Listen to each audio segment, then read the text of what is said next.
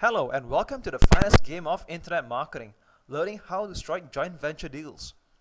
In this course, I'm going to teach you how to get experts and marketing top guns to promote your products for hot profits.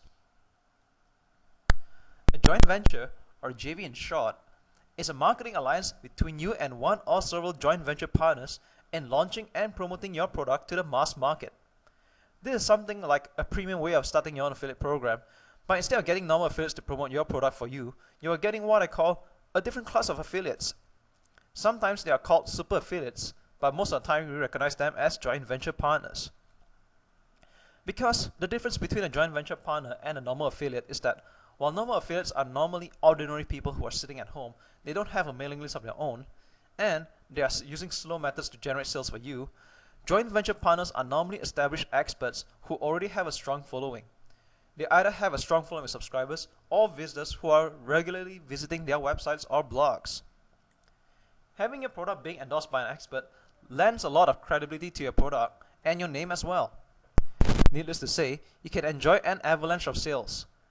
This is what a lot of top marketing gurus are doing today in launching their product into the marketplace with the help of an army of top-notch joint venture partners. And I'm going to teach you how to do the same. So, why would you want to do a joint ventures? For one, results are almost instant. Because let's just say you have 10 joint venture partners promoting for you and each of them have a mailing list of their own. Just imagine 5 minutes from now, you have 10 joint venture partners blasting a promotion email to their mailing list, which is collectively tens of thousands of subscribers from all around the world. Don't you think you'll be making instantaneous sales that way? Also, getting an endorsement from an expert means higher credibility for your product. And again, like starting your own affiliate program, you pay only for results. This means when a joint venture partner makes a sale, only then you get to pay him. This means your upfront marketing expenses is reduced to zero, and yet your sales can be massive. Now, a lot of beginning internet marketers always have problems with recruiting joint ventures because they do not know how to approach the marketing top guns the right way. This is what you're going to learn in this entire course. I'm going to teach you how to approach joint venture partners the right way, even though you are new to the world of striking joint venture deals. And believe me, this is a skill that is worth your while learning. If you don't learn this, it's going to make a critical difference to your business income. It's either extremely low or it's going to be extremely high. Of course, I know you prefer your business profits to be extremely high. Now, I'm going to walk you through on where to find joint venture partners. Here are some 5 places you can look at. The first place is at social networking websites like Facebook groups and forums in your niche. Because forums are a great place as well, because this is where experts normally hang out, you see. In every popular forum, you'll find out that there are always experts or moderators in each forums as well. There could be experts running their own online websites and you can actually approach them. Same goes for Facebook groups, especially their admins. Another way is to join several mailing lists of experts in your niche that you have identified. Over the time, you will start to find out which expert is better than the other, or who's tier 1, who's tier 2, and you'll find out the rest not to be significant market players which you can skip. Hunt for the best. Here's another sneaky way of getting joint venture partners and especially finding experts. Just go to isn'tarticles.com and look for authors who are writing for specific niches. That's how you can get joint venture partners as well. Now when all else fails, you can still get a joint venture broker, engage him for a service, and get him to recruit joint venture partners on your behalf. All you really need to do is pay him a certain percentage as well, on a second tier level. For example, let's just say you're paying 50% commissions for joint venture partners. You can pay a 2-tier commission to the joint venture broker at say 10%. So for every joint venture partner he refers who makes a sale, you pay him 10% too. Like your normal joint ventures, you pay him only for results, especially when the people he refers makes money. Also, nothing beats personal touch. If you have a chance, attend local seminars that you're able to attend in other countries and network with a lot of top marketing experts. You'll be amazed that you can actually strike a good deal over a meal or a drink at a bar. Common mistakes newbies make when approaching JV partners. Here is a list of common mistakes I noticed that beginning internet marketers tend to do when approaching marketing top guns. I hope that you avoid all of this. In fact, these are some of the things that I have done myself before and I would like you to avoid them too. Firstly, wrong timing. Being in this business, you have to be sensitive and you have to be aware of your potential JV partner's schedule. For example, if he is currently launching a product, this is definitely not a good time to approach him because he is too busy doing his own launch and that is his current priority. Approach him when he is less busy. Another one is sending a JV invite on a short notice.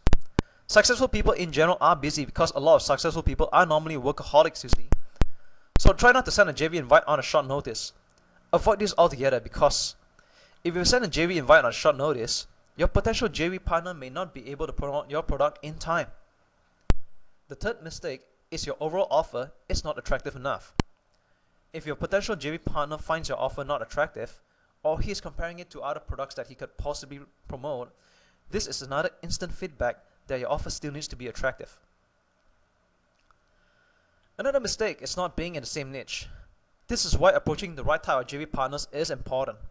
For example, if your product is on speed Mandarin, but you approached a potential JV partner who has a mailing list catered towards a group of people who are interested in losing weight, you can see that this is a very, very irrelevant approach altogether.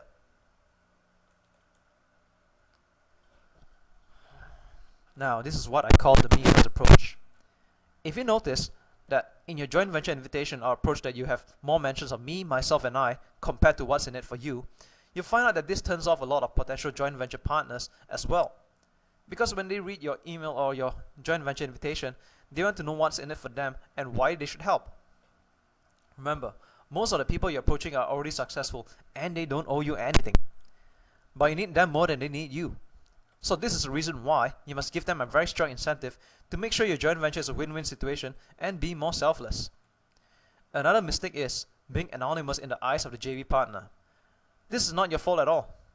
If you're new to the marketing scene and you have not set up a name for yourself, don't be surprised if JV partners are quite skeptical about who you are because you don't have a record about yourself just yet. But you can overcome this problem by building an awareness in your niche by putting up more special reports, articles, and have your own business blog where your potential joint venture partners can refer to. There's also the guilt trap approach, which I notice it's very famous. You see, there's some amateur marketers who try to use guilt trap approach going along the lines of, please help me, I'm broke, I don't have any money, and you're the last person I'm trying out. Now, don't do this even though this might be true in your case, because financially desperate people will just drive successful people away. You will repel them. So never ever use a guilt trap approach. Your potential partners don't owe you anything and they prefer to do business in a more cooperative environment.